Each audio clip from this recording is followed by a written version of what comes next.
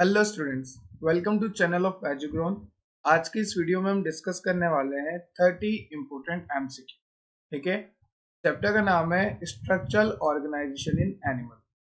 Last lecture में अपन ने कंप्लीट चैप्टर पढ़ा था, तो आज की इस वीडियो में अपन देखने वाले हैं इससे रिलेटेड 30 इम्पोर्टेंट एमसीक्यू। ठीक है, और अगर इस चैप्टर की इंपॉर्टेंस की बात करूं मैं, तो इससे 2 से 3 क्वेश्चन आपको कॉम्पिटिटिव एग्जाम में मिलते, 2 तो मिलेंगे ही मिलेंगे, और आज का अगर लकी ड्रॉ हो जाए आपका तो 3 भी आ सकते हैं, क्योंकि एक क्वेश्चन तो अर्थवॉर्म से आता है, एक क्वेश्चन कॉकरोच से आ जाएगा, एक क्वेश्चन इपिथीलियम से, एक क्वेश्चन कनेक्टिव टिश्यू से, और अगर कनेक्टिव टिश्यू से स्पेसिफिक क्वेश्चन नहीं आता तो कहीं ऑप्शन में सेट होके आ जाता है कनेक्टिव टिश्यू।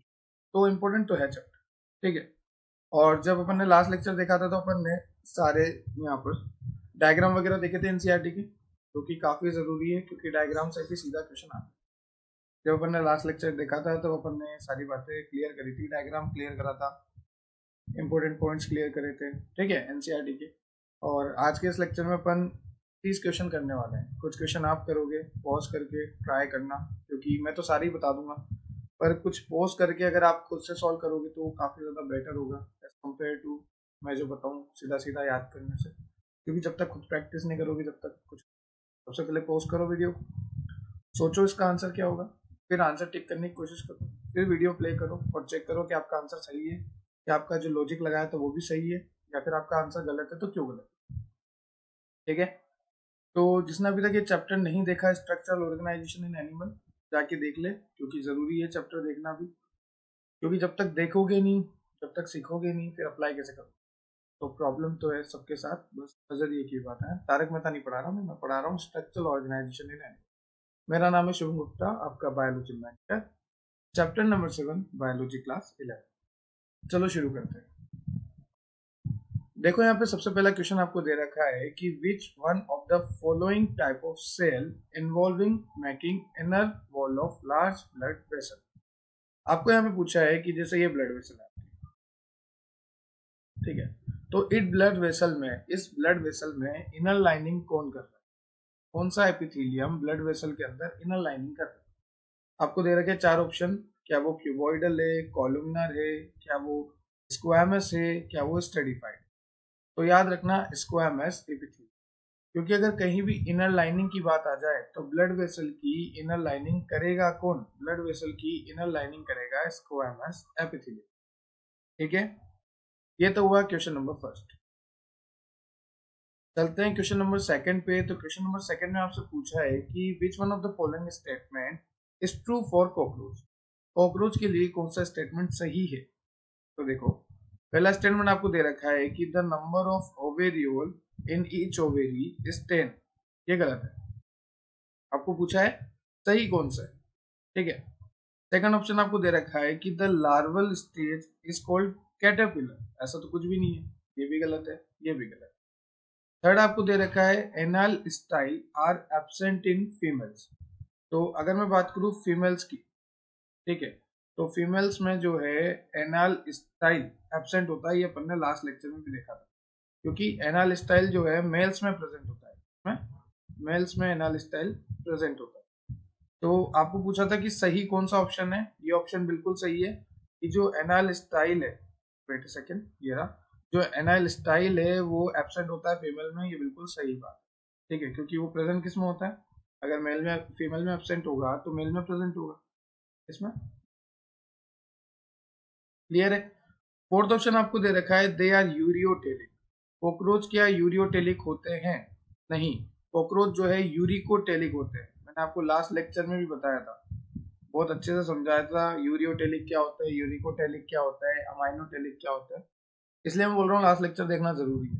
पर जिसको लगता है कि उसको आता है, या जिसको लगता है कि उसको इम्पोर्टेंट क्वेश्चन है, तो जरूर देखे, अच्छी बात है, देखना चाहिए। ठीक है, तो मैं इसको क्लियर कर देता हूँ, फिर चलते हैं अपन वापस कंटिन्यू करते हैं। फर्स्ट क्वेश्चन में आपसे पूछा था कि inner lining of blood vessel, हाँ से आपसे पूछा था, ये ब्लड वेसल बना दी, इसकी इनर लाइनिंग की बात करी थी कि कौन सा एपिथेलियम बनाता है यहाँ पे जो इनर लाइनिंग है, तो उसका आंसर जाएगा स्क्वामस एपिथेलियम।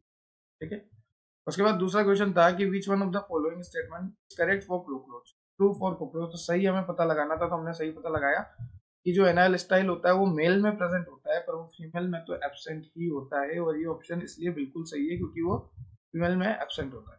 ठीक है, चलते हैं नेक्स्ट क्वेश्चन पे, क्वेश्चन नंबर 3 पे। वेट अ सेकंड, चलते हैं, आज थोड़ा कर्सर प्रॉब्लम है। चलो, क्वेश्चन नंबर 3 में आपसे पूछा है कि मैच द फॉलोइंग, तो ठीक है मैच कर लेते हैं। सबसे पहला दे रखा है एडिपोस, फिर दे रखा है स्ट्रेटिफाइड एपिथेलियम, फिर दे रखा है हाइलिन कार्टिलेज, लास्ट में आपको दे रखा है फ्लूइड कनेक्टिव टिश्यू।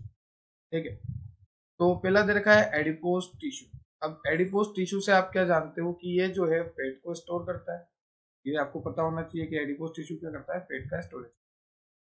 दूसरा है स्ट्रेटिफाइड एपिथेलियम, ये जो है स्किन में मिलता है। तीसरा है हाइलिन कार्टिलेज, हाइलिन कार्टिलेज आपकी नोज पे मिलता है, ये जो नोज है इस पे मिलता है हाइलिन कार्टिलेज, इस जगह ये जो है ये क्या है, ये हाइलिन कार्टिलेज। पर अगर टिप ऑफ नोज की बात करें तो टिप ऑफ नोज पे इलास्टिक कार्टिलेज होता है, तो यहाँ पर होगा ये हाइलिन।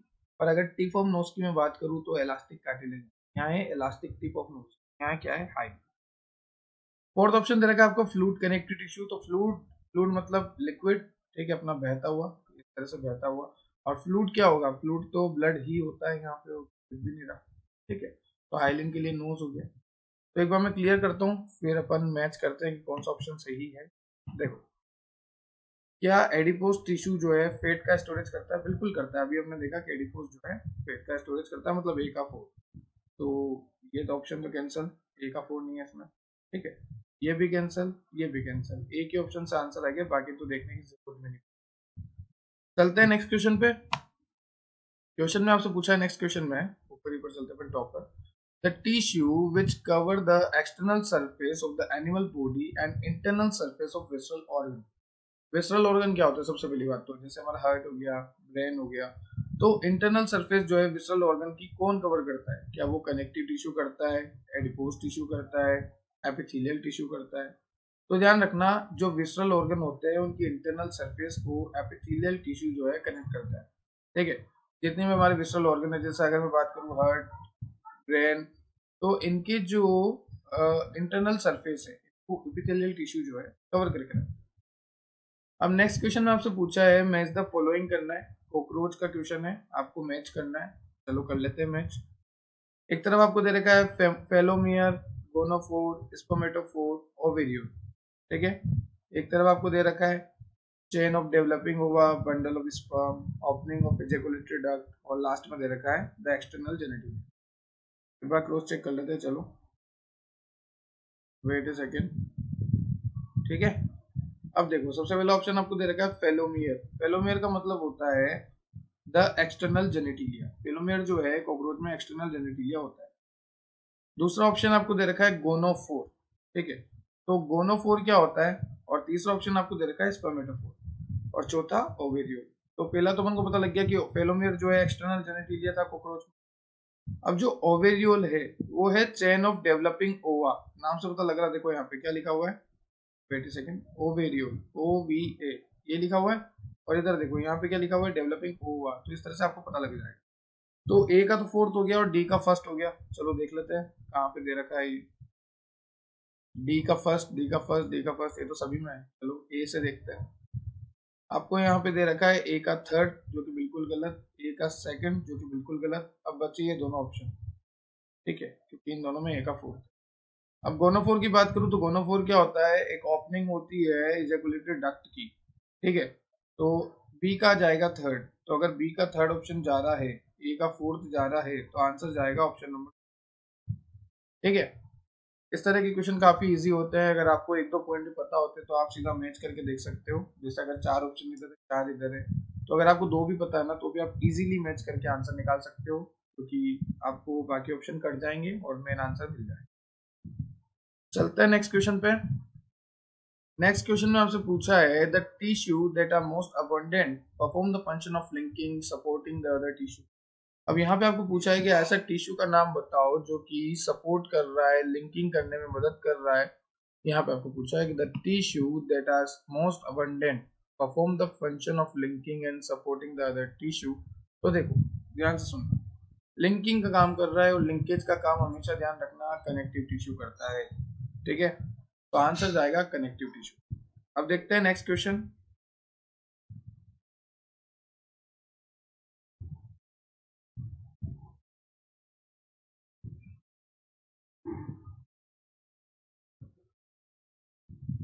तो देखो नेक्स्ट क्वेश्चन है, epithelium cell are derived from. Epithelium cell जो है काई से डिराइव्ड होती है? क्या वो एक्टोडर्म से होती है, क्या वो एंडोडर्म से होती है, क्या वो मेसोडर्म से होती है, या फिर सारे ऑप्शन सही है? तो देखो एपिथेलियम सेल की अगर मैं बात करूं तो एक्टो से भी हो सकती है, एंडो से भी हो सकती है, तो आंसर तो ये दोनों जाने चाहिए। पर अब दोनों तो ऑप्शन में है नहीं, तो अपन को लगाना है ऑल ऑफ द अबव। ऐसे सिचुएशन में अपन को ऑल ऑफ द अबव पे टिक करना है।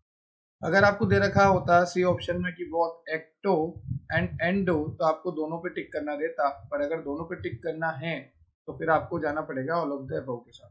तो ऐसी सिचुएशन में ऑल ऑफ द अबव के साथ आपको जाना है। अब नेक्स्ट क्वेश्चन देखो, यहाँ पे आपको पूछा है ए बी और सी को बता दो कि ए क्या है, बी क्या है, सी क्या है। इस तरह के क्वेश्चन काफी इजी क्वेश्चन होते हैं अगर आपने एनसीईआरटी के डायग्राम देखे हैं तो, और अगर अपन ने एक एक डायग्राम को अच्छे से समझा है तो यहाँ पे बहुत इजी क्वेश्चन यहाँ पे पूछा है। तो देखो ए ऑप्शन में क्या दे रखा है मैं आपको बता देता हूँ, wait a second. A option यहाँ पे दे रखा है, एक दे रखा है आपको बी और एक दे रखा है सी। यहाँ पे आपको पूछा है कि ये कौन कौन सा है। तो देखो सी पे तो ये सीलिया दिख ही रहे हैं आपको, ये जो ये दिख रहे हैं सीलिया का काम होता है पार्टिकल की मूवमेंट कराना। कोई भी पार्टिकल अगर यहाँ पे प्रेजेंट है तो उसको मूवमेंट कर करके यहाँ तक ले आएगा वो, ठीक है।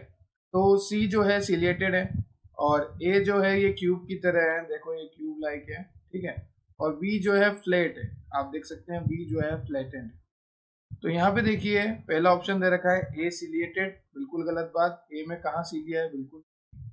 और ए जो है क्यूबोइडल, ये बिल्कुल सही है कि ए क्यूबोइडल है।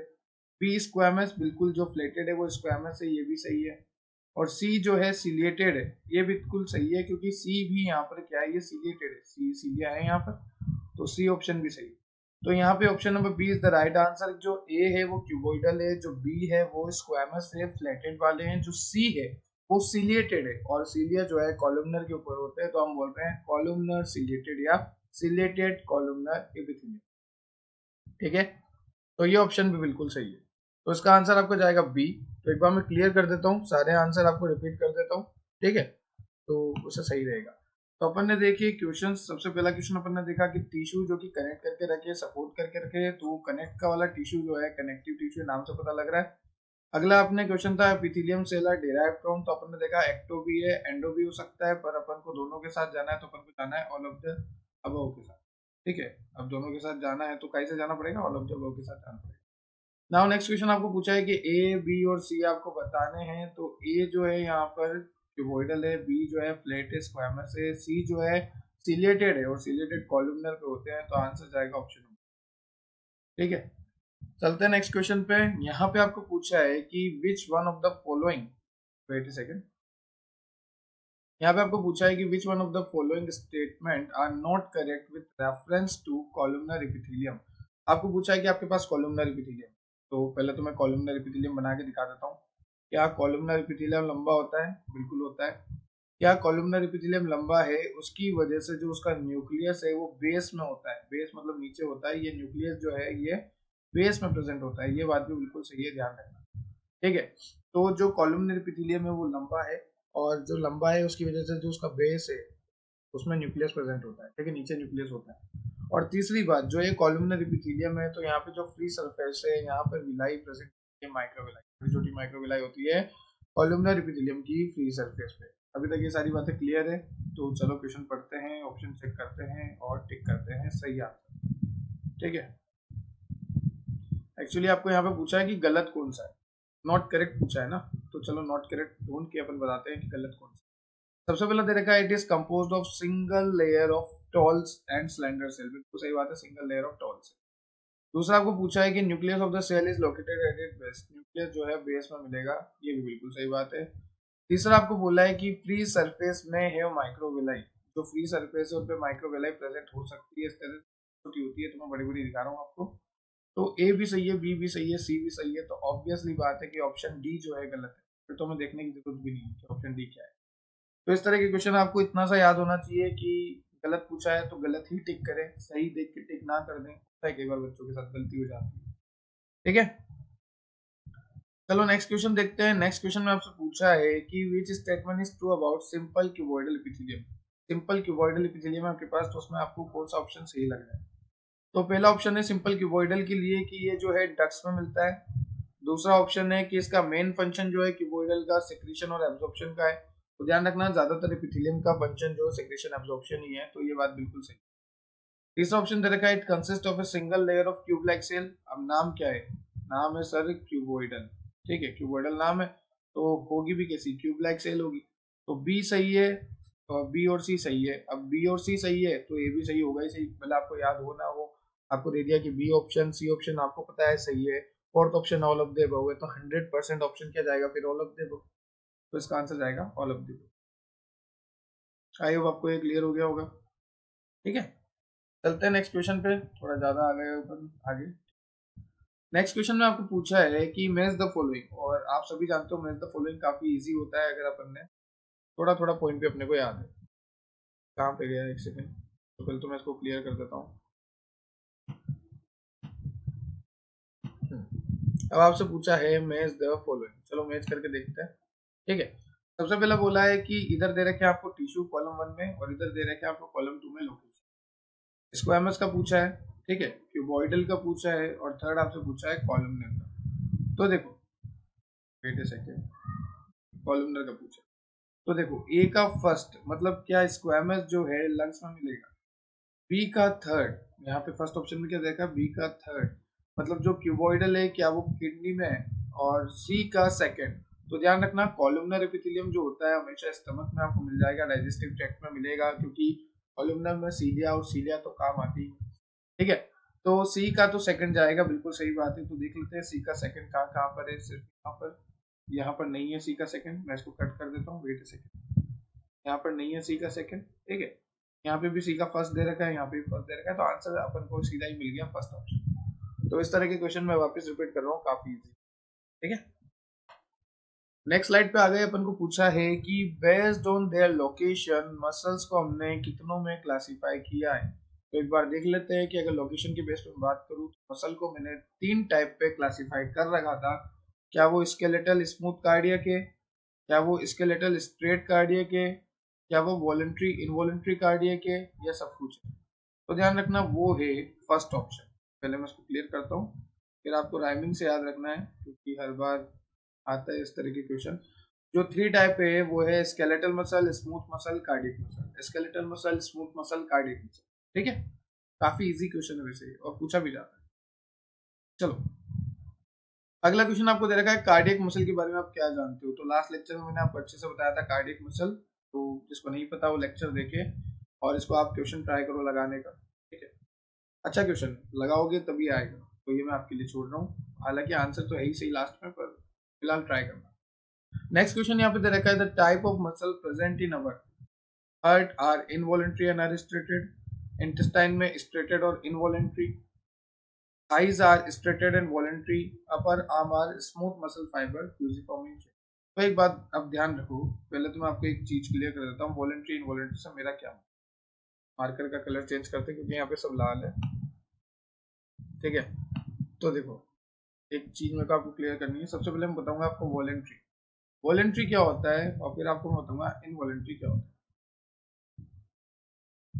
वॉलंटरी मतलब जैसे मैंने ये हाथ है मेरा, अब मैं सोचूंगा इसको इधर लाना है तो मैं ला सकता हूँ, मेरी इच्छा, मेरी इच्छा। ठीक है, ये हाथ यहाँ पर है, मैं इधर सोच रहा हूँ, मैं कैमरे के आगे कर रहा हूँ, मैं कैमरे से पीछे। तो ये मेरा मूवमेंट है, मेरी इच्छा वाला मूवमेंट है। मैं चाहूँ तो मूवमेंट करूंगा, मैं चाहूँ तो मूवमेंट ना करूंगा। मैं ऐसे ऐसे कर रहा हूँ, मेरी इच्छा। अब तुम बोलोगे तुम्हारी इंटेस्टाइन से कि भाई तू मूवमेंट कर, फिर तुम बोलोगे कि तुम इंटेस्टाइन से कि तू मूवमेंट मत कर, तो ये मूवमेंट आप कंट्रोल नहीं कर सकते। ये इंटेस्टाइनल मूवमेंट है, ये इनवॉलंटरी वाला है। जो आप कंट्रोल नहीं कर सकते वो इनवॉलंटरी है, जो आप खुद से कंट्रोल कर सकते हो वो वॉलंटरी मूवमेंट। क्लियर है आपको? तो ये जो है इनवॉलंटरी। ठीक है, तो यहाँ पर अभी क्वेश्चन आपको इजी से हो जाएगा आसानी तरीके से। आपको ट्राई करना है इस क्वेश्चन को, अगर नहीं आता कोई भी डाउट है तो आप कमेंट सेक्शन में कमेंट करना। वैसे अब इजी है, ये क्वेश्चन आ जाना चाहिए, क्योंकि इनवॉलंटरी वॉलंटरी का मतलब पता नहीं होता बच्चों के ज्यादातर। ठीक है, कंफ्यूज रहते हैं, पता भी होता है तो। चलो, it is all finally I on my marker, and let's get back to next question. यहाँ पे आपको पूछा है कि which of the following tissue exerts greatest control of our body responsive to charging condition. अब देखो यहाँ पे आपको पूछा है कि ग्रेटेस्ट आपको जो है कंट्रोल दे रखा है। जैसे अगर मैं एग्जांपल दूं, जैसे मैंने यहाँ पे आपको टच किया तो आपको हैंड टू हैंड सेंस हो गया, फटाफट आपको सिग्नल गया, ठीक है। अगर आपको कोई भी गर्म लगता है, जैसे मान लो ये बहुत गर्म चीज है और मैंने इसको गलती से टच कर लिया, तो मैं ऐसे कर लूंगा, ऐसे एकदम गर्म लगता है आपको, या कोई भी करंट वाली चीज है आपने हाथ लगा लिया, ऐसे कर लोगे। क्यों? क्यों? ये जो है ये रेस्पॉन्स इतनी जल्दी क्यों, इमीडिएट क्यों? वही पूछा है कि ऐसा कौन सा रेस्पॉन्स है ये भाई बॉडी में जो हमारी पूरी बॉडी को इतनी खतरनाक तरीके से कंट्रोल करता है। तो आंसर जाएगा आपका न्यूरल टिश्यू। देखो ये यहाँ पर ये वाला, ठीक, क्योंकि न्यूरल टिश्यू ही तो है, न्यूरॉन्स ही तो है, न्यूरॉन्स ही तो अरेंज है ये सारे, मिलियंस ऑफ न्यूरॉन, ठीक है। तो आई होप आपको ये क्लियर होगी होगी स्लाइड। अपन चलते हैं नेक्स्ट स्लाइड पे। और यहाँ पे आपको पूछा है कि the ciliated epithelial cell are required. देखो ऊपर टॉप पे आपको क्या पूछा है, मार्क लेके जाता हूँ, ओके। तो आपको पूछा है the ciliated epithelial cell are required to move particle और म्यूकस इन स्पेसिफिक डायरेक्शन। ठीक है, सीलिया जो है मूवमेंट कराने का काम आता है। In human this cell are mainly present in. तो यहाँ पर कहाँ पर जो है हमारे सीलिएटेड सेल होते हैं। तो सीलिएटेड का मतलब होता है छोटे छोटे इस तरह से सीलिया जो कि पार्टिकल का मूवमेंट एक जगह से दूसरी जगह कराते हैं। तो यहाँ पे आपको ऑप्शन दे रखा है, क्या वो बाइल डक्ट में होते हैं, ब्रोंक्यूल में होते हैं, ठीक है। अगला है क्या वो फेलोपियन ट्यूब में होते हैं, पेनक्रियाटिक डक्ट में होते हैं। इससे अगला है क्या वो स्टेशन ट्यूब या ई ट्यूब होती है हमारे कान में, और सलाइवरी डक्ट में होते हैं। अब यहाँ पे कौन से सीलिया है, देखो खोल के देख लो, कोई सीलिया दिख रहा है क्या? तो ये तो गलत ही बिल्कुल है। और अगला ऑप्शन है कि ब्रोंकियल और फेलोपियन ट्यूब। तो देखो फेलोपियन ट्यूब, अब जैसे मान लो ये फेलोपियन ट्यूब है, तो यहाँ पर बिल्कुल सीलिया होते हैं, इस तरह से छोटे सीलिया उसके ऊपर आप अरेंज कर लो, ठीक है। तो छोटे छोटे सीलिया, जैसे ये सीलिया है, इस तरह से छोटे छोटे सीलिया होते हैं। अब ये सीलिया क्यों होते हैं, कोई भी यहाँ पर एग आया, ठीक है, फेलोपियन ट्यूब में एग आया, तो ये सीलिया क्या करते हैं, इस एग को धक्के देके ऐसे ऐसे ऐसे करके यहाँ तक पहुंचा देते हैं। ये यहाँ आया था यहाँ तक, तो एक जगह से दूसरी जगह पहुंचाना फेलोपियन ट्यूब में एग को, तो किसका काम है, सीलिया का काम। और ब्रोंक्यूल में भी सीलिया होते हैं, तो आंसर जाएगा ऑप्शन नंबर 4, ठीक है, ये करेक्ट आंसर। चलो नेक्स्ट क्वेश्चन देख लें। Macrophage, fibroblast and mast cell. अभी मैंने आपको लास्ट लेक्चर में बताया था कि मैक्रोफेज भी है, फाइब्रोब्लास्ट भी है, मस्ट सेल भी है, तो वो किस में है? क्या वो एरियोलर में है, एडिपोस में है, डेंस में है, डेंस इरेगुलर में है? तो देखो दो ऑप्शन तो मैं कट कर देता हूँ आपके, फिर बचता है आपके पास दो ऑप्शन। डेंस रेगुलर में नहीं होता, इरेगुलर में नहीं होता। अब आप ये पता करो कि किसमें होता है, ठीक है। और एक और मैं बता ही देता हूँ कि एडिपोस टिश्यू तो पेट के लिए होता है, तो इसमें भी नहीं होता। सर अब सारे तो ऑप्शन बता दिए, बचा क्या बचा है? एरियोलर। तो एरियोलर में मास्ट भी होता है, मैक्रोफेज भी होता है, फाइब्रोब्लास्ट सेल भी होता है, हर तरह की सेल यहाँ पर प्रेजेंट होती है। नाउ नेक्स्ट क्वेश्चन आपको पूछा है कि कॉलम 1 और कॉलम 2 को आपको मैच करना है। तो कॉलम 1 में दे रखा है tight junction, adhering junction, gap junction. तो ये तो बहुत इजी है, टाइट जंक्शन भी बताया था मैंने आपको, एदरिंग भी बताया था, एदर मतलब चिपकना होता है, और गैप जंक्शन भी मैंने आपको बताया था। तो देखो सबसे पहले एदरिंग वाला देखते हैं। तो एदरिंग में क्या होती है, सीमेंटिंग होती है, ठीक है। तो बी का तो फर्स्ट हो गया। अब देखते हैं यहाँ पे बी का फर्स्ट इसमें नहीं है, बी का फर्स्ट इसमें नहीं है, बी का फर्स्ट इसमें नहीं है, बी का फर्स्ट इसमें है, मतलब C option is the right answer. हो गया आंसर। क्या था मतलब, वो इस तरह करूं मैं, क्या था इसमें है? तो कुछ भी नहीं था यार, बड़ा इजी क्वेश्चन होता है। अब देखो ग्लैंड्स आर फॉर्म्ड ऑफ, अब ये भी आपको करना है, ये वाला क्वेश्चन काफी इजी है, मैंने आपको लास्ट लेक्चर में बताया था, ठीक है। अब अगला देखते हैं, कंपाउंड इपिथेलियम।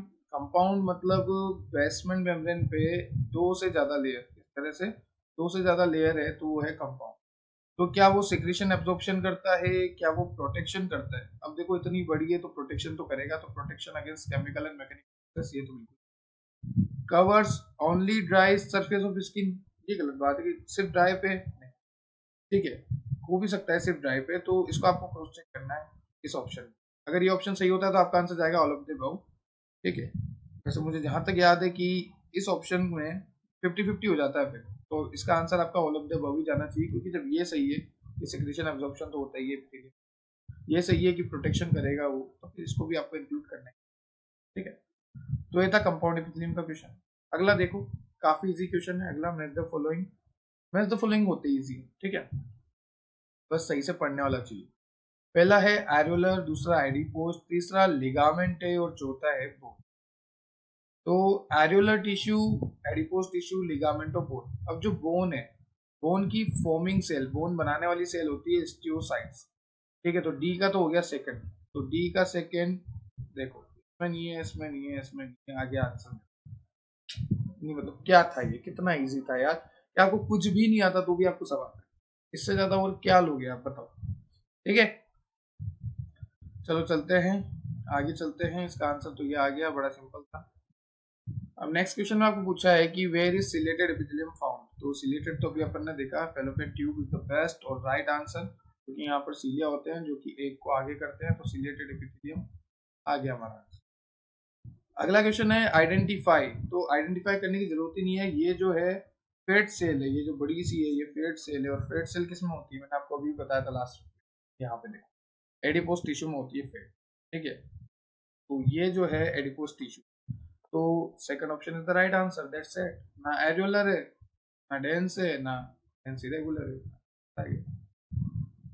एनसीईआरटी का डायग्राम क्लियर है ना, तो कोई भी क्वेश्चन आप नहीं रुक सकते, ज्यादातर क्वेश्चन आपको आराम से हो जाए।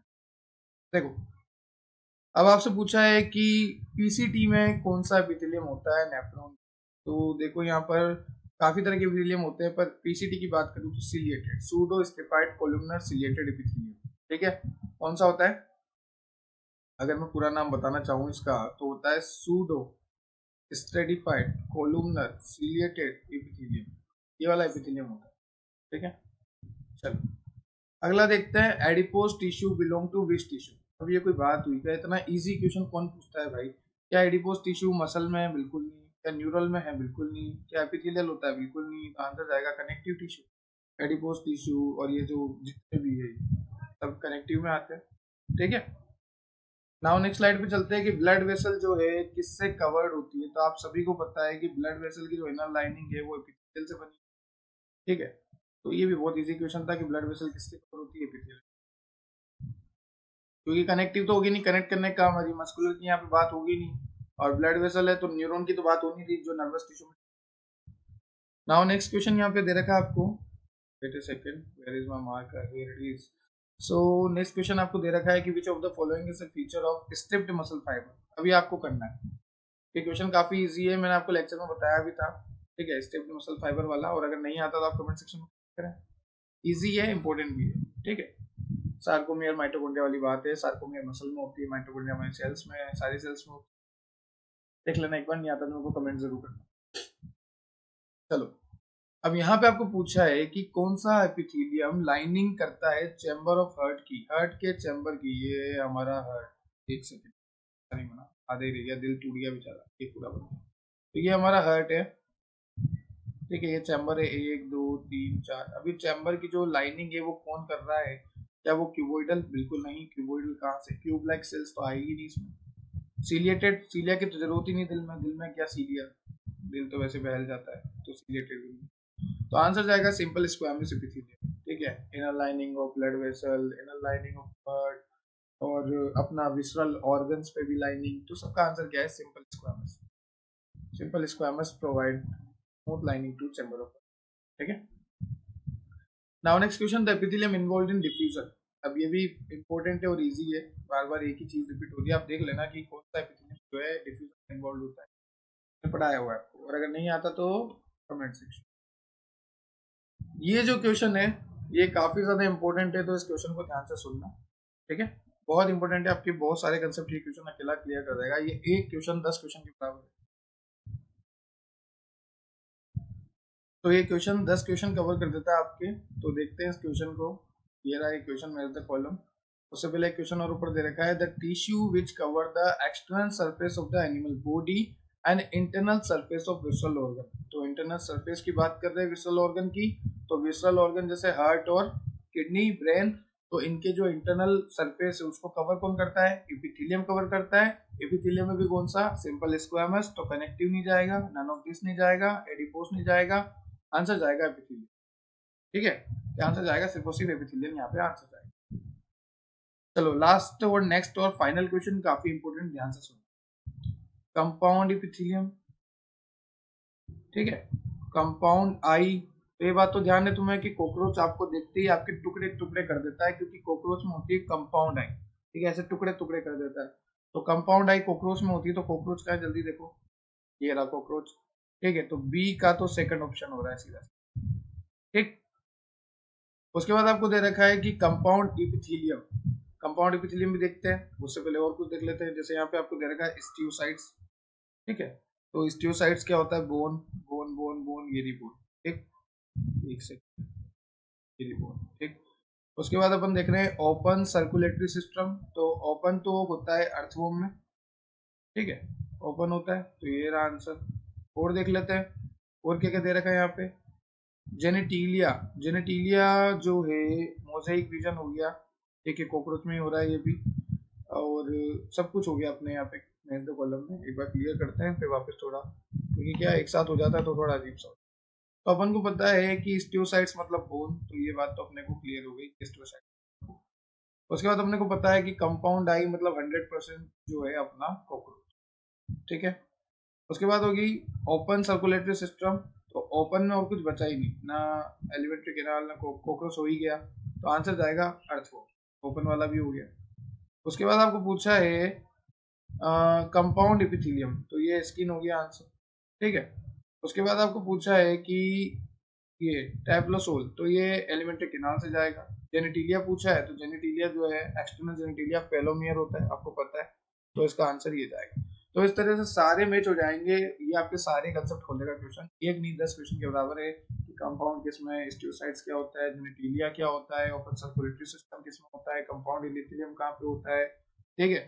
ये सब आपको क्लियर होना चाहिए। ये थे आपके 30 इंपॉर्टेंट क्वेश्चंस, आप इनको एक बार देख लीजिए, मैं आपको बता देता हूँ सारे क्वेश्चन एक साथ, ठीक है, हल्की से स्लाइड शो करके फ्रॉम बिगनिंग से हल्का हल्का स्लाइड शो कर रहा हूँ, आप देखते जाइए। क्वेश्चन 1 देखा, क्वेश्चन 2 3 देखा, ये देखा, फिर ये डायग्राम वाला देखा था, फिर ये क्वेश्चन देखे अपन, फिर ये वाले देखे, फिर ये देखे, फिर ग्लैंड्स वगैरह देखे, एल्वियोलर टिश्यू देखा, एडिपोज देखा, लिगामेंट देखा, बोन देखा, मैथ कॉलम, डायग्राम देखा, काफी इजी, एडिपोज टिश्यू का जो कि फैट स्टोर करता है, सिलेटेड पूछा था, फेलोपियन ट्यूब, ठीक है, इसमें देखा था pseudo stratified columnar chelated epithelium में पीसीटी, ब्लड वेसल देखी, ठीक, सिंपल स्क्वामस देखा इधर, और ये क्वेश्चन देखा लास्ट। ये था आपका आज का lecture structural organisation and animal की। 30 इंपॉर्टेंट एमसीक्यू, बने रहिए, जुड़े रहिए, बहुत जल्दी मैं लाने वाला हूँ next chapter, cell the unit of life. तो जिसको लेक्चर देखने हैं प्लेलिस्ट चेक करो मेरी, ठीक है। मेरा नाम है शुभम गुप्ता, मिलकर बहुत अच्छा लगा। Thank you so much, thanks for watching, keep support.